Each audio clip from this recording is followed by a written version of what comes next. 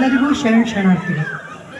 ಬಸವಣ್ಣನ ಭಕ್ತಿ ಚನ್ನ ಬಸವಣ್ಣನ ಜ್ಞಾನ, ಬಸವಣ್ಣನ ಭಕ್ತಿ ಚನ್ನ ಬಸವಣ್ಣನ ಜ್ಞಾನ. ಮಡಿವಾಳಯ್ಯನ ನಿಷ್ಠೆ, ಮಡಿವಾಳಯ್ಯನ ನಿಷ್ಠೆ, ಮಡಿವಾಳಯ್ಯನ ನಿಷ್ಠೆ, ಮಡಿವಾಳಯ್ಯನ ನಿಷ್ಠೆ. ಪ್ರಭುದೇವರ ಜಂಗಮ ಸ್ಥಳ ಬಸವಣ್ಣನ ಭಕ್ತಿ ಚನ್ನ ಬಸವಣ್ಣನ ಜ್ಞಾನ, ಬಸವಣ್ಣನ ಭಕ್ತಿ ಚನ್ನ ಬಸವಣ್ಣನ ಜ್ಞಾನ. ಅಜಗಣ್ಣನ ಐಕ್ಯ ಸ್ಥಳ ನಿಜ ಗುಣನ ಅರುಣ ಸ್ಥಳ, ಅಜಗಣ್ಣನ ಐಕ್ಯ ಸ್ಥಳ ನಿಜ ಗುಣನ ಅರುಣ ಸ್ಥಳ. ಸಿದ್ದರಾಮಯ್ಯನ ಸಮಾಧಿ ಸ್ಥಳ, ಸಿದ್ದರಾಮಯ್ಯನ ಸಮಾಧಿ ಸ್ಥಳ. ಇಂತಿವರ ಕರುಣ ಪ್ರಸಾದವೆನಗಾಯಿತು, ಇಂತಿವರ ಕರುಣ ಪ್ರಸಾದವೆನಗಾಯಿತು. ಚನ್ನ ಮಲ್ಲಿಕಾರ್ಜುನಯ್ಯ, ಚನ್ನ ಮಲ್ಲಿಕಾರ್ಜುನಯ್ಯ, ಚನ್ನ ಮಲ್ಲಿಕಾರ್ಜುನಯ್ಯ, ಚನ್ನ ಮಲ್ಲಿಕಾರ್ಜುನಯ್ಯ.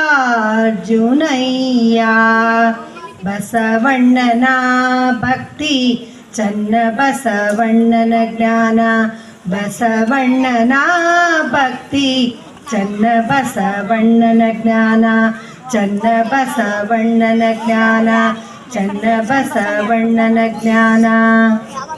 ಸ್ಮರಣೆಗೋಸ್ಕರವಾಗಿ ಸುಮಾರು 6 ಹಳ್ಳಿಗಳಲ್ಲಿ ಈ ಮಹಾಂತ ಜೀವಣಿಗೆ ಕಾರ್ಯಕ್ರಮವನ್ನು ಹಮ್ಮಿಕೊಳ್ಳಲಾಗಿದೆ. ಅದರಲ್ಲಿ ಇಂಗಳಿಗೆ ಗ್ರಾಮಕ್ಕೆ ಇವತ್ತು ಎಲ್ಲ ಸದ್ಭಕ್ತರು ಇಂಗಳಿಗೆ ಗ್ರಾಮಕ್ಕೆ ಹೋಗುನು ಅಂದರು. ಅದು ನನಗೂ ಸಂತೋಷ ಆಯಿತು. ಅದಕ್ಕೆ ದೊಡ್ಡ ಅಜ್ಜವರ ಈ ಕಾರ್ಯಕ್ರಮಕ್ಕೆ ಒಂದು 5 ನಿಮಿಷ ನೀವು ಸುಮ್ಮನೆ ಕೂಡ್ರಿ, ನಾ ಎಲ್ಲ ಹೇಳ್ತೀನಿ. ಮನುಷ್ಯ ಸುಖವಾಗಿರ್ಬೇಕಾತಂದ್ರೆ 2 ಕೆಲಸ ಮಾಡಬೇಕು. ಒಂದು ಕೆಟ್ಟ ಕೆಲಸ ಮಾಡೋದನ್ನ ಬಿಡಬೇಕು, ಒಂದು ಕೆಟ್ಟ ಕೆಲಸ ಮಾಡೋದನ್ನ ಬಿಡಬೇಕು. ಮನುಷ್ಯ ಸುಖವಾಗಿರ್ಬೇಕಂದ್ರೆ ಒಂದು ಕೆಟ್ಟ ಕೆಲಸ ಮಾಡೋದನ್ನು ಬಿಡಬೇಕು, ಒಳ್ಳೆಯದನ್ನು ಮಾಡಬೇಕು, ಒಳ್ಳೆ ಕೆಲಸ ಮಾಡಬೇಕು. ಅದಕ್ಕೆ ಆ ಮನುಷ್ಯ ಏನಾಕಂದ್ರೆ ಬಹಳ ಸುಖವಾಗಿರ್ತಾನೆ. ಅದಕ್ಕೆ ಕೆಟ್ಟ ಕೆಲಸ ಅಂದ್ರೆ ಏನಪ್ಪ? ಕೆಟ್ಟ ಕೆಲಸ ಅಂದ್ರೆ ಮತ್ತು ಮಂದಿ ಕೆಟ್ಟ ಮಾಡೋದು, ಮತ್ತು ಆರೋಗ್ಯ ಹಾಳು ಮಾಡ್ಕೊಳ್ಳೋದು, ದುಶ್ಚಟ ಮಾಡೋದು, ಸೆರೆ ಕೊಡೋದು, ಇಸ್ಪೆಟ್ ಆಡೋದು, ಗುಟ್ಕಾ ತಿನ್ನೋದು. ಇದರಿಂದ ಏನಾಗತ್ತೆ ಅಂದ್ರೆ ನಮ್ಮ ಶರೀರ ಹಾಳು, ದುಡ್ಡು ಹಾಳು, ಮನಸ್ಸು ಹಾಳು, ಸಮಾಜದಾಗ ಇಮೇಜು ಹಾಳು, ಎಲ್ಲ ವಿಶ್ವಾಸನೂ ಹಾಳು. ಎಲ್ಲರೂ ನಮಗೆಲ್ಲ ಬೈಕೊಂತ ಅಡ್ಡಾಡ್ತಿರ್ತಾರೆ. ಮನ್ಯಾಗೂ ಬೈತಾರೆ, ಊರಾಗೂ ಬೈತಾರೆ. ಅದಕ್ಕೆ ನಮ್ಮ ಜೀವನ ಅನ್ನೋದು ವ್ಯರ್ಥಗತಿ, ನಾಶ ಆಗೋಗ್ಬಿಡ್ತದೆ. ಅದಕ್ಕಾಗಿ ನಮ್ಮ ಜೀವನ ಚಲೋ ಆಗ್ಬೇಕಾಗಿತ್ತಂದ್ರೆ ಮೊದಲ ದುಶ್ಚಟಗಳನ್ನು ನಾವು ಬಿಡಬೇಕು. ನಮ್ಮ ಮಕ್ಕಳು ಚಲೋ ಆಕಾರೆ, ನಮ್ಮ ಹೆಂಡತಿ ಮಕ್ಕಳು ಸುಖವಾಗಿರ್ತಾರೆ, ಅವರು ನಮ್ಮನ್ನು ನೆನೆಸ್ತಿರ್ತಾರೆ. ಇಲ್ಲ ಅಂದ್ರೆ ದಿನ ಅವ್ರು ನಮ್ಮನ್ನು ಬೈತಿರ್ತಾರೆ, ಶಾಪ ಹಾಕ್ತಿರ್ತಾರೆ ನಮ್ಗೆ. ಎಂಥ ಗಂಡನ ಮಾಡ್ಕೊಂಡೆ, ನಮ್ಮ ಮಕ್ಕಳನ್ನ ಎಂಥ ನಮ್ಮ ಅಪ್ಪನ ಹೊಡೆದ, ನಾನು ಅಪ್ಪನ ಪಡ್ಕೊಂಡೆ, ನಮ್ಮ ಅಪ್ಪ ಇಂಥವದಾನ, ಕುಡುಕದಾನ ಅಂತ ಅವ್ರು ಭಾಳ ನೋವು ಮಾಡ್ಕೊತ ಹುಡುಗರು. ಅದಕ್ಕಾಗಿ ನಮಗೂ ಒಂದು ಜವಾಬ್ದಾರಿ ಐತಿ, ತಂದೆ ಆದವನಿಗೆ ಜವಾಬ್ದಾರಿ ಐತಿ.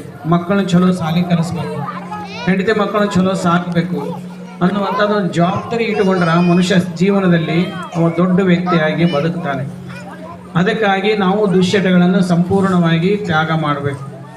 ನಿಮಗೊಂದು ಮಾತು ಹೇಳ್ತೇನೆ, ಸೆರೆದ ಅಂಗಡಿ ಇಟ್ಟವರು ಭಯಂಕರ ಶ್ರೀಮಂತರಾಗ್ಯಾರ. ಸೆರೆ ಕುಡಿದವರೆಲ್ಲ ಹೊಲ ಮನೆ ಮಾರ್ಕೊಂಡಾರ. ಸೆರೆದ ಅಂಗಡಿ ಇಟ್ಟವ್ರವ ಜಗ್ಗ ಶ್ರೀಮಂತರದಾರ. ಸೆರೆ ಕುಡಿದವರೆಲ್ಲರೂ ಹೊಲ ಮನೆ ಮಾರ್ಕೊಂಡಾರ. ಮತ್ತು ಅವ್ರು ಯಾರು ಕುಡಿಯಂಗಿಲ್ಲ. ಮತ್ತು ದೊಡ್ಡ ಶ್ರೀಮಂತರವ್ರು ಯಾರು ಕುಡಿಯಂಗಿಲ್ಲ. ಗುಟ್ಕಾ ತಿನ್ನೋ ದೊಡ್ಡ ಫ್ಯಾಕ್ಟ್ರಿ ಅದಾವು.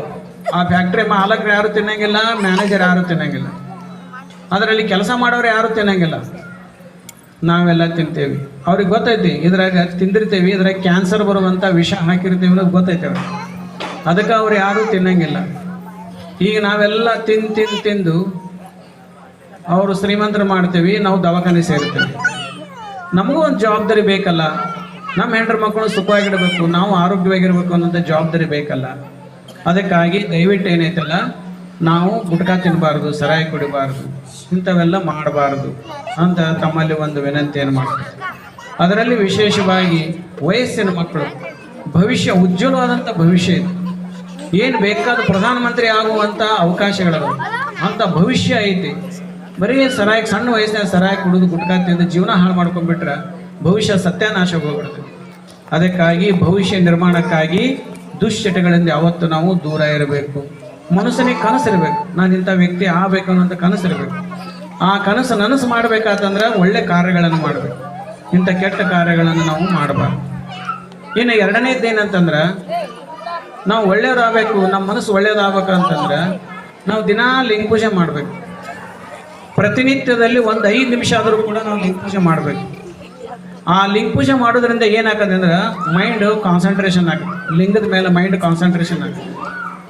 ಯಾವಾಗ ಮನಸ್ಸು ಕಾನ್ಸಂಟ್ರೇಷನ್ ಆಯ್ತು, ನಾವು ಯಾವುದೇ ಕೆಲಸ ಮಾಡಿದ್ರು ಕೂಡ ಯಶಸ್ವಿ ಆಗುತ್ತೆ. ನಾವು ಓದಾಕ್ ಕುಂದ್ರೂ ಸಹಿತ ಸರಿಯಾಗಿ ಓದ್ತೇವೆ, ಓದಿದ್ದೆಲ್ಲ ತಿಳ್ಕೊತೀವಿ. ಮೈಂಡ್ ಕಾನ್ಸಂಟ್ರೇಷನ್ ಇರಲಿಲ್ಲ ಅಂದ್ರೆ ಮೊದಲನೇ ಪುಟದಾಗ ಮೊದಲನೇ ಸಾಲ 10 ಸಲ ಓದ್ತೇವೆ, ಮೊದಲನೇ ಪುಟನ 10 ಸಲ ಓದೋದು, ಯಾಕಂದ್ರೆ ಕಾನ್ಸಂಟ್ರೇಷನ್ನೇ ಇರಂಗಿಲ್ಲ. ಅದಕ್ಕಾಗಿ ಮೈಂಡ್ ಕಾನ್ಸಂಟ್ರೇಷನ್ ಆಗ್ಬೇಕಾದ್ರೆ ಲಿಂಗ ಪೂಜೆ ಮಾಡಬೇಕು. ದಿನಾ ಒಂದು 5 ನಿಮಿಷ ಲಿಂಗ ಪೂಜೆ ಮಾಡಿರಿ ಭಕ್ತಿಯಿಂದ, ಮೈಂಡ್ ಕಾನ್ಸಂಟ್ರೇಷನ್ ಆಗತಿ. ನೀವು ಯಾವ ಕೆಲಸ ಮಾಡ್ತೀರಿ ಆ ಕೆಲಸದೊಳಗೆ ಮನಸ್ಸು ಇರಬೇಕು, ಆ ಕೆಲಸ ಎಲ್ಲ ಯಶಸ್ವಿ ಆಗತ್ತೆ.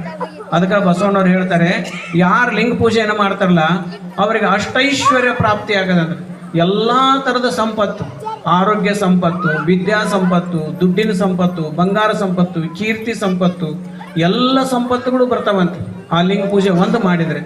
ಇದನ್ನು ಯಾರು ಹೇಳ್ತಾರೆ? ಬಸವಣ್ಣವ್ರ ಅಪ್ಪಣೆ ಕೊಡಿಸ್ತಾರೆ. ಅದಕ್ಕಾಗಿ ಎಲ್ಲ ಮಹಾತ್ಮರು ಲಿಂಗ ಪೂಜೆ ಮಾಡಿ ಮಹಾತ್ಮರಾಗ್ಯಾರ.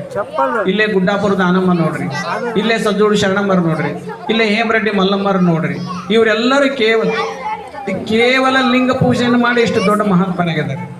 ಅದಕ್ಕಾಗಿ ನಾವು ಕೂಡ ಲಿಂಗ ಪೂಜೆ ಇಲ್ಲದೆ ಇರಬಾರ್ದು. ಯಾರಿಗಾದರೂ ಕೊಳ್ಳ ಲಿಂಗ ಇರಲಿಲ್ಲ ಅಂದ್ರೆ ಪ್ರತಿ ತಿಂಗಳು ಅಮಾವಾಸ್ಯೆ ದಿವಸ ನಮ್ಮ ಅಕ್ಕನ ಬಳಗದವರು ಲಿಂಗ ದೀಕ್ಷೆ ಮಾಡುವ ವ್ಯವಸ್ಥೆ ಮಾಡ್ಯಾರ ಮಠದಾಗ.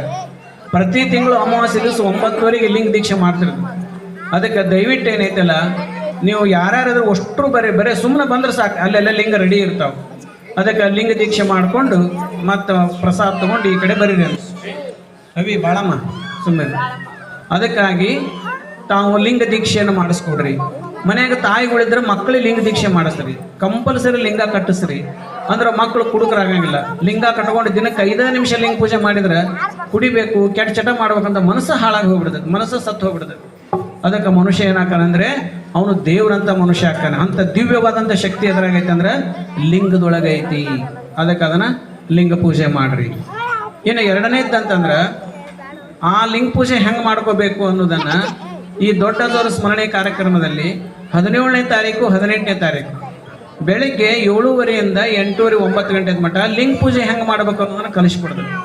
ಅದಕ್ಕೆ ಊರೊಳಗೆ ಎಲ್ಲರೂ ಬರ್ರಿ, ತಾಯಿಗಳು ಇಲ್ಲೇ ಸಮೀಪ ಐತಿ. ಬೆಳಿಗ್ಗೆ ಎದ್ದುಗಳ ನೀವು ಅದಕ್ಕೆ 7ಕ್ಕೆ ಬಿಟ್ಟರೆ ಅಂದ್ರೆ 7:30 ಅಲ್ಲಿಗೆ ಬಂದುಬಿಡ್ತೀರವ. ಅದಕ್ಕೆ ಒಂದು 2 ದಿವಸ ಲಿಂಗ ಪೂಜೆ ಮಾಡೋ ಪಾಠ ಅದಾವು. ಅದಕ್ಕೆ ಚಂದಾಗಿ ಹೆಂಗೆ ಲಿಂಗ ಪೂಜೆ ಮಾಡ್ಕೋಬೇಕು, ಹೆಂಗೆ ಪಾದೋದಕ್ಕೆ ಹೋಗ್ಬೇಕು ಅನ್ನೋದನ್ನ ಕಲಿಸ್ಕೊಡ್ತೈತಿ. ಈಗ ಹೆಂಗಾರು ಸೂಟಿ ಬಿಟ್ಟೈತಿ, ಈಗ ಸಾಲು ಸೂಟಿ ಬಿಟ್ಟೈತಿ. ಎಲ್ಲರೂ ಮಕ್ಕಳೆಲ್ಲ ಬೀಗರಿಂದ ಊರಿಂದ ಬಂದಿರ್ತಾವೆ, ಹೆಣ್ಣು ಮಕ್ಕಳೆಲ್ಲ ಊರಿಗೆ ಬಂದಿರ್ತಾವೆ.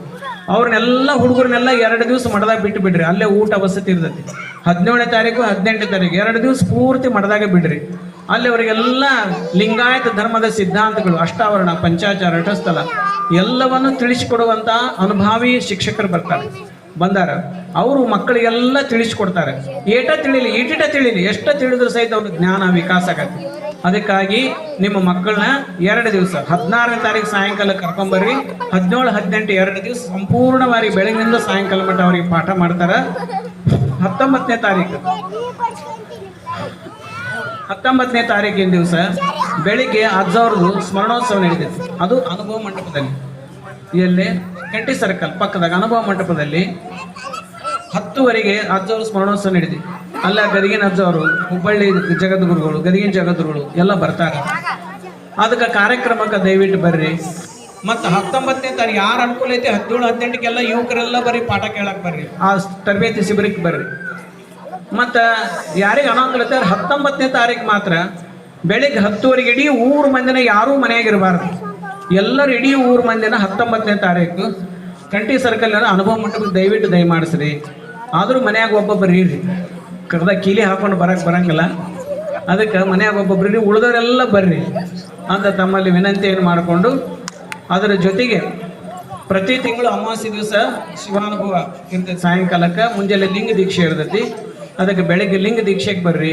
ಸಾಯಂಕಾಲಕ್ಕೆ ಯಾರ್ಯಾರಿಗೆ ಅನುಕೂಲ ಆಗತ್ತೆ ಅವರೆಲ್ಲ ಶಿವಾನುಭವಕ್ಕೆ ಬರ್ರಿ ಅಂತ ಹೇಳಿ ಇವತ್ತಿನ ನಮ್ಮ ಸಿಂಗಳಿಗೆ ಗ್ರಾಮದ ಎಲ್ಲ ಹಿರಿಯರು, ಅದರಲ್ಲಿ ವಿಶೇಷ ಶಿವಕುಮಾರ್ ಅವರು, ಎಲ್ಲ ಹಿರಿಯರೆಲ್ಲರೂ ಎಲ್ಲ ಮನಸ್ಸು ಮಾಡಿ ಈ ಕಾರ್ಯಕ್ರಮವನ್ನು ತಾವೆಲ್ಲ ಭಕ್ತಿಯಿಂದ ತಾವೆಲ್ಲ ಮಾಡಿದಿರಿ.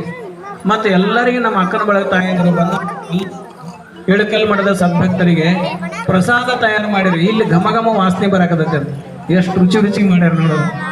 ಪಲಾವ್ ಮಾಡ್ಯಾರಲ್ಲ, ಚಲೋ ಪಲಾವ್ ಮಾಡ್ಯಾರ.